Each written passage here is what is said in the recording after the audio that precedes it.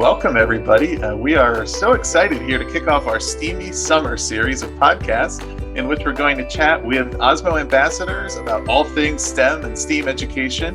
We're going to hear a number of different ideas to elevate learning in pre-K-5 classrooms and really a lot more. And we're going to hear from some great folks, and we have a great one to kick it off. We have Adam Peterson with us. Adam is an award-winning educator from Illinois. He's a nationally recognized speaker. And after spending more than a decade as a kindergarten teacher, Adam now uses his knowledge and talents to inspire, educate, and motivate other teachers to create classrooms that encourage creativity, play, and hands-on learning. And play is really going to be central to today's discussion. Adam, as you may have surmised, is an Osmo ambassador. And relevant to today's topic, he is also author of a recent book, Teach, Play, Learn, which was published by Dave Burgess Consulting. So Adam, thanks for being here. Thanks for having me, man. I appreciate it. Thank you. Awesome. And to kick this off, let's talk about play. So in your world, obviously you do a lot with the topic. What is play to you? When you hear about play in the context of education or just in the context of life, what comes to mind? Yeah, it's funny you say it, because I always start conversations that I do with teachers based around that, but not so much about the what of it, but more about the why. And that started because people who don't think like us, those of us listening to this type of podcast and those of us in this world, people who don't understand the importance of it will say that. Why are they, and they use my least favorite term, why are they just playing? I'm like, whoa, no. Kids are never just playing. So I always tell people the why is more important than the what for me. I mean, the what, we can talk about all the stuff that we use, but I think the substance of it is more important than the actual stuff. So the why for me is because kids need to play. Kids need to play. I mean, Einstein said it best: play is the highest form of research. And if you actually look at play in the dictionary, in the definition of the word play, the last word under that definition, under one of the verbs or nouns of it, is the word children. It says enjoyed by children. And I'm like, the people we work with on a daily basis are in the definition of this word. There's your why right there. And when we think about the what, like you asked, I focus on three words in the definition of the word play. And the three words that I focus on are engaged, activity, and enjoyment. And you find those three words in all the various definitions of the word play in some form or another. So as a teacher, I started thinking about, okay, I have to do this and this and this, but I want it to be so much more play driven. So how can I take what I have to do, but add some more engagement, some more activity, so that the kids are a little bit more enjoyable, or the lesson is a little bit more enjoyable for the kids. And to me, that's what it is. I mean, we can go on and on about all the stuff there is, but when you look at the heart of what play is, it's kids who are actively engaged and enjoying their learning. Isn't it interesting that in 20 plus years into the 21st century, we have digital natives or people who grew up, say, with video games that are in their 40s and 50s and still play video games, or play in a recreational soccer league or something. And still there's a perception that play is for kids. And yet people at every age engage in some type of play. And I think, to your point about the question that comes up, why are they just playing? We have a lot of people, certainly parents, educators, who don't dispute the importance of play, but almost think of it as something separate from learning, right? Yes. Like, yes, kids need to play, because it's like that's a release from learning, or that's something other than academics. And one of the things, I guess, that comes to mind for me is that play certainly can be intentionally integrated into a classroom in a way that's tied to an academic subject, but it also can be exploratory in nature, to say like, this is part of unguided learning, but it's all learning. It's students exploring, discovering. The critical thinking is a part of it. It's what kids do, right? It's how they discover new things and how they just develop. And you turn around and all of a sudden they know something that you didn't teach them, and you say, how did you know that? Right? And so if you were to think about it in a classroom environment, in a classroom that is play based, do you have any thought on, I guess, what is a good balance between intention and exploration in that way? Play that's like has a lesson plan and play that is more free and more exploratory. Yeah. So, in my room, and this is the hard part with education, is every classroom looks different. And I don't ever try to get teachers to think that the way I'm doing it is the right way. Like I tell teachers all the time, this worked for me. If you got something going for you that's working, keep it up. But when you talk about balance, I tried to find a way where my students had a little bit of like what we call sit and get instruction, right? Like where I was teaching them, me in front of them teaching. And I did that very small, like it was mini lessons here and there and there.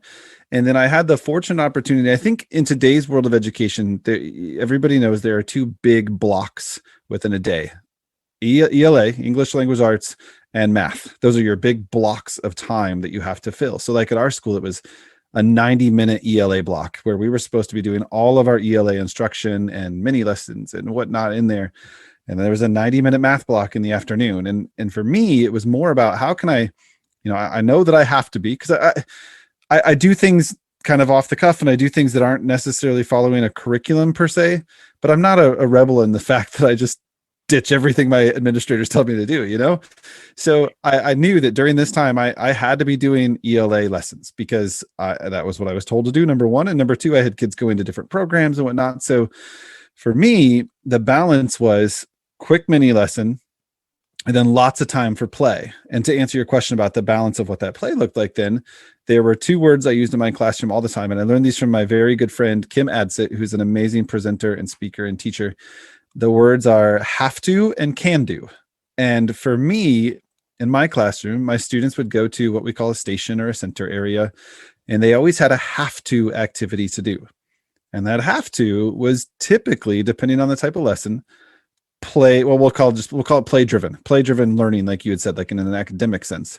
So if we were at the beginning of the year in kindergarten and we were just working on letter formation, their have to might be at our science center using kernels of corn or beans, because we live in Illinois, whatever it is that we can get our hands on to discover with, right? Might be using those to form different letters on pre-made work mats that I had. And they use different tweezers and different fine motor things to do that with. So they were working on letter formation and letter recognition. Well, then in the can do, because they stayed in that science or discovery area for their station block, their have to was building those letters and working on letter recognition, but their can do was they got to then just explore in those beans and corn and sand, whatever was on my table at that certain time. And I had different, like sand sifters and funnels and things for them to try. And same kind of thing goes in every other station in my classroom. So in our block center, we had blocks and Hot Wheels and blocks and cars. That was a lot of, gross motor play, but I had activities that were have tos that they had to do there. So that was our phonemic awareness center. So they were always doing some type of phonemic awareness have to activity, whether it be, a cut and glue or a matching page or, a puzzle type game where they had to match up beginning sounds to pictures. But then they got to play in the blocks and cars when they finished that. So the balance for me was how can I include as much play into what I already have to do with a little twist, but then allow them time, like you said, to let them be creative and explore and just kind of be a kid. Right. And I think one of the things you're kind of talking about too is where there might be what you might say are quote unquote non-obvious opportunities to integrate play, right? That play doesn't necessarily mean toys, right? Or games in the traditional sense of a game that stands on its own as just something that you would play. It could be. Right? Those things can be a part of it, but not necessarily. If you have kind of a mindset toward wanting to integrate play and thinking about, okay, how can this enhance a lesson? The tools and resources you use could be anything. Specifically, if we think about like the STEAM subject areas, whether it's math or anything else, why is play so important to make sure that we're integrating it into those subjects? Yeah. So to answer that, I want to go back to something you said earlier. You said sometimes kids are learning or showing you that they know something when you don't even really know that you haven't taught it, right? And some of the best ways to see that are in a STEAM or STEM type learning area. So through a science center, or what we call our discovery center in my classroom, or through a blocks area. I mean, when you think about engineering and technology, and I mean, that's a big part of our science curriculum is design and engineer. Even at the kindergarten level, those words are used in our science standards: design and engineer products. And I was fascinated sometimes at what my kids could come up with when I did what we, quote unquote, just let them play in the block center. And there's a picture I used in my book, actually, and I talk about all the time. And it was this little girl that I had in my class who was a struggling learner, for lack of a better word. She struggled. I mean, the little girl knew 5 letters of the alphabet on a good day. She just struggled. But when I kind of turned her loose and then kind of just to see what she could do. Anyway, the picture in there was she was using blocks in our block center, and she was building these elaborate structures. And she could tell me exactly why she designed it the way she did. And she could talk about the different shapes of the blocks that she used. And she could talk about why why there were these blocks under this one to help support it. And she had all this background knowledge of this stuff that no assessment would ever show me, right? And no lesson I ever taught covered. And I'm watching her build, and she's telling me, and she had included our like teddy bear counters, little counting manipulatives, into this little structure she was building as well. And I said, "What are you doing over here?" And she goes, "Well, I built this castle for the orange bears, and I built this castle for the green bears, and I built this castle for the," and I said, wait a minute. You just sorted all of those bears by color. And we hadn't even covered this yet in math. And she kind of looked at me like, huh? And I was like, she didn't even know she had done it. It was just natural to her.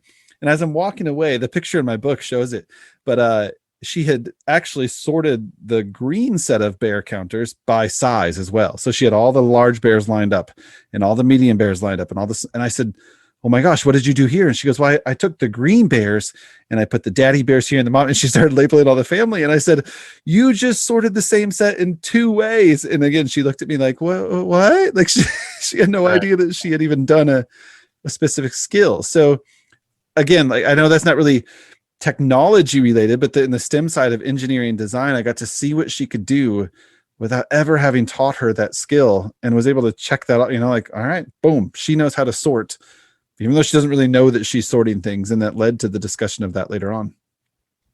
Right. And there is that opportunity, I guess, it creates for kids to learn things on their own. And then you're in the position to notice and encourage that. Keep doing that. That's really good. Let's try to advance that further. It was so fun. To work backwards and say, look, here's what you did. Do you understand why that's so great? Because you did this and this. And there are certain of those things that are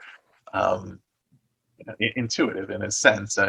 Kids, you can see colors, even if you don't quite know what they're called yet, or quite understand why they're arranged the way they are, but it's something that kind of makes an impression, and yeah, play can really bring that out in a powerful way, and probably in a way that honestly cuts through some of the challenges. That's a hard thing to figure out. How do I teach it to this student? How will they best respond? Yes. Oh, well, actually, they figured it out on their own. Right? Well, and it's great too. And I know, we mentioned Osmo Ambassador. I've been using Osmo in my classroom for, I don't know how many years now. I remember seeing like one of the first ads that was ever placed for it on a Facebook ad or something. And I was like, what is this? What is this new product? And it was back when it was new. And I went to my technology coordinator school and said, I need one of those. Can we get one? And then I made the connection and relationship with, people at the company. But my program that I run right now, I run a program for kids of all various levels, age and skill, out of my own classroom here in the town I live in. And I just finished, we mentioned the reason I was running behind this morning. I just finished working with 2 little 3-year-old girls that I work with, and their parents send them to me, not like you had mentioned, they're not really there for specific academic skills. They just want them to socialize. And that's what the benefit of this play can be too. Like when it's not so much just, we're doing it for this purpose. The purpose sometimes is just to let the kids be kids, right? And I have a classroom that I'm so fortunate to have right now that I share it with a preschool. So it's full of toy after toy after toy after toy, right? I mean, it's just full of this stuff.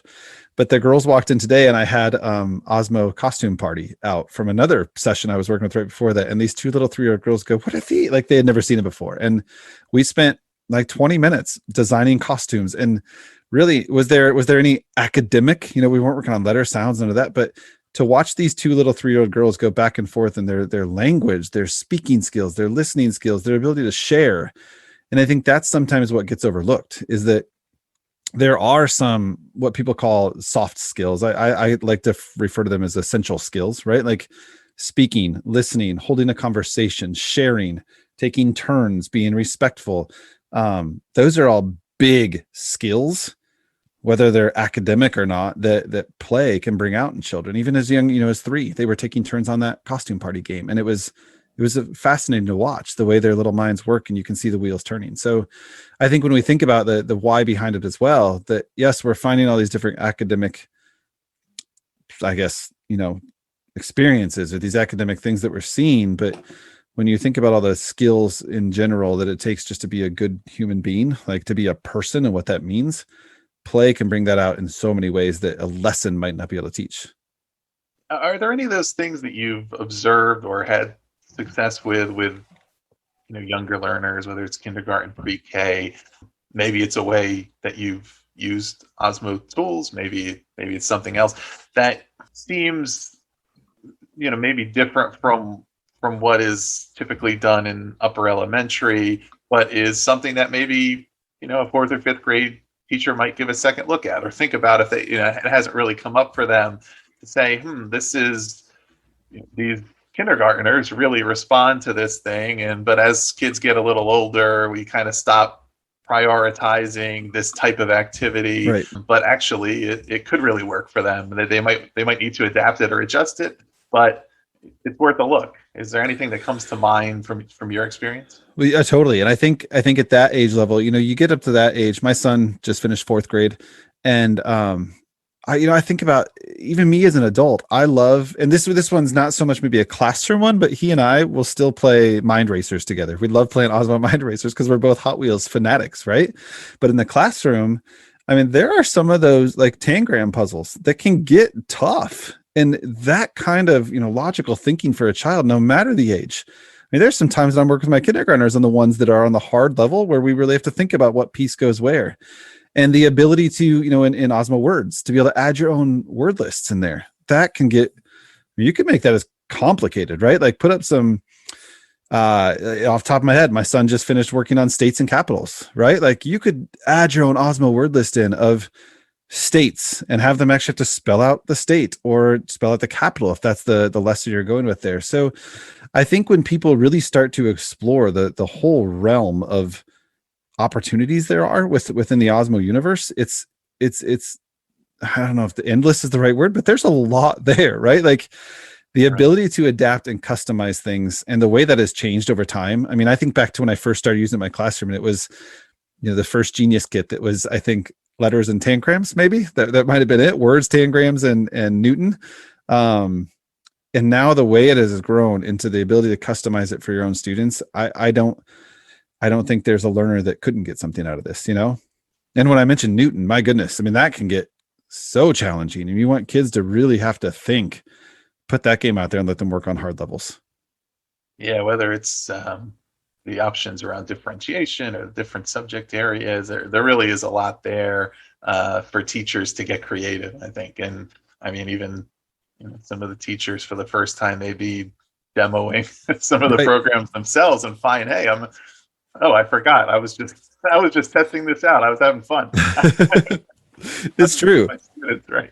Well, and at that age level too, as kids get older, I think friendly competition is always there, but as kids get older, friendly competition can get a lot more serious and fun. So I mean, even at the kindergarten level, I used to do, group A versus group B, or boys versus girls, or, red table versus blue table competitions in the versus form of the words game. And we would put it, I would cast my iPad to, at that time, it was like onto a smartboard projector or onto a TV, whatever it may be. We'd put it big on the classroom, and we'd have battles for word competitions, see who could spell the word the fastest, between the red and the blue tiles. And I just think my son, again, as someone who just finished 4th grade, I could totally see him and his buddies trying to battle that out in the classroom to spell the state faster, or this landform, whatever it may be, quicker than the other one. So there's so much that you could do with this. And I'm glad you mentioned differentiation too, because I've always said whenever I talk about Osmo in a technology session I do at conference or not, that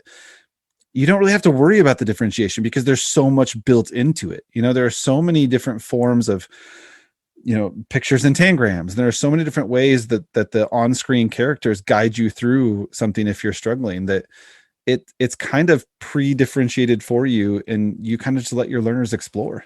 All right, Adam. So we're going to transition here to our final 2 questions, and we're planning to give every ambassador in this series an opportunity to share on these. And number one is, what is your tip for teachers to beat the heat this summer? What are you going to do this summer to kind of get out of the steamy summer? Can I say a cold drink in your hand? No, I'm kidding. No. Well, I think, it's funny. My wife and I are both educators, and I know not everybody is a pool person, but that was when we purchased our home. That was one of the first things we did. We were like, we are putting in a pool, and we put an above ground pool and built a deck because we have all summer, right? And I know I'm teaching during the summer now, but at the time we were the teachers who didn't work during the summer. We took it and owned it, and we spend a lot of time in the pool. But another tip is, we have what we call at our house every summer. We have this big chalkboard like designed in our dining room that we put up, and we put up something we call our summer live-in list. And you know how people make bucket lists, like I'm going to do this before I die thing? We change that, and we do it as, what are we going to do while we're alive? So we make a summer living list. And I know it's not so much beating the heat, but a lot of what we do on that are things like my kids help us make it. And we do, like, we want to explore this new museum, or we go bowling, or we go mini golfing, or laser tag, whatever it be. So we come up with all these different ideas throughout the summer, and it helps kind of, it helps beat the stress of what summer could be and takes away the stress of the school year. So I always tell teachers, like, seek out things you haven't done in your area, and just explore with your own family like with your own, but also take care of yourself. Just relax. It is okay for you to kick your feet up and do nothing for a while to beat the heat this summer. Right. And once your kids are old enough to clean the pool, then you're really living. Right? I'm working on that right now. I'm working on Dream. And then our final question is, what's your hot tip, if you could choose just one, for teachers to try out Osmo in their classroom next year? We might have some listeners here who are brand new and just going to start to explore Osmo tools. We might have others who have been using them for quite some time. But what's your number one hot tip? The one thing that worked the best for me in the classroom was kind of like the way I teach. Quick little introduction of it, but really just letting your students explore. And the thing that worked most for me was designating a space where my Osmos always stayed out.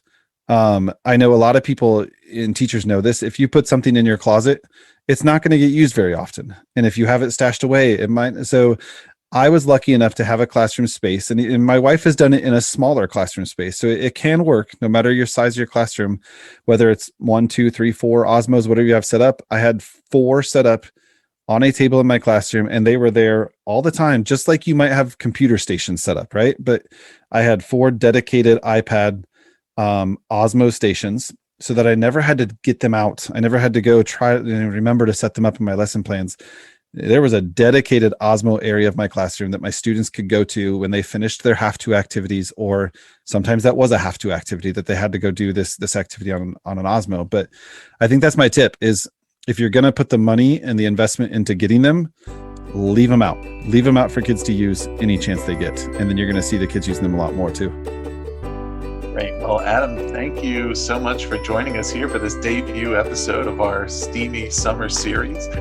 Listeners, you can definitely learn a lot more about Adam. You can check out his book, Teach, Play, Learn, on Amazon and anywhere else you get your books.